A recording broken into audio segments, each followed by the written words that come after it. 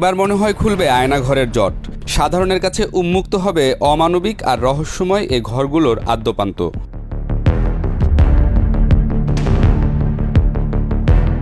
আজ উপদেষ্টা পরিষদের বৈঠকে আয়নাঘর পরিদর্শনের বিষয়ে নতুন সিদ্ধান্ত জানিয়েছেন প্রধান উপদেষ্টা। তিনি দেশি বিদেশি মিডিয়া সহ আয়নাঘর পরিদর্শনে যাবেন বলে জানান। প্রধান উপদেষ্টার প্রেস উইং এ বিষয়ে গণমাধ্যমকে নিশ্চিত করেছেন।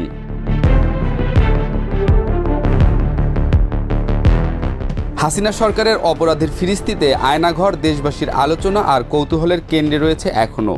পতনের পর আয়নাঘর সম্পর্কে নানামুখী আলোচনা বহাল থাকলেও তা পরিদর্শনে একেক সময় একেক রকম সিদ্ধান্ত জনমনে যে অস্থিরতার তৈরি করেছিল তার অবসানের সম্ভাবনা প্রকট হচ্ছে।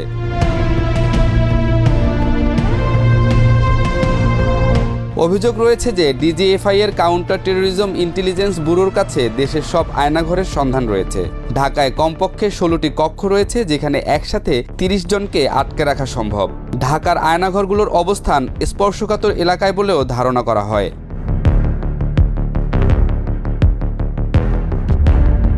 দায়িত্বশীল অনেকের আপত্তির কারণে আয়নাঘর রহস্যের জট খুলছিল না কিছুতেই। সরকারের দ্বিমুখী বক্তব্যেও নেটিজেনদের অনেকেই আহত হয়েছেন বলে জানিয়েছেন। সমাজ মাধ্যমে ভেসে বেড়াচ্ছে এমন অসংখ্য মন্তব্য।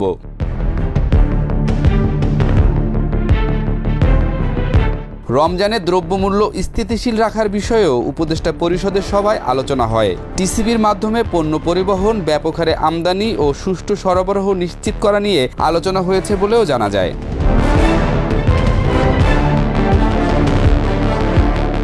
এছাড়াও রমজানের লোডশেডিং না রাখা এবং বিদ্যুৎ সরবরাহ স্বাভাবিক রাখার বিষয়েও উপদেষ্টা পরিষদে আলোচনা হয়েছে। এবার মনে হয় খুলবে আয়নাঘরের জট।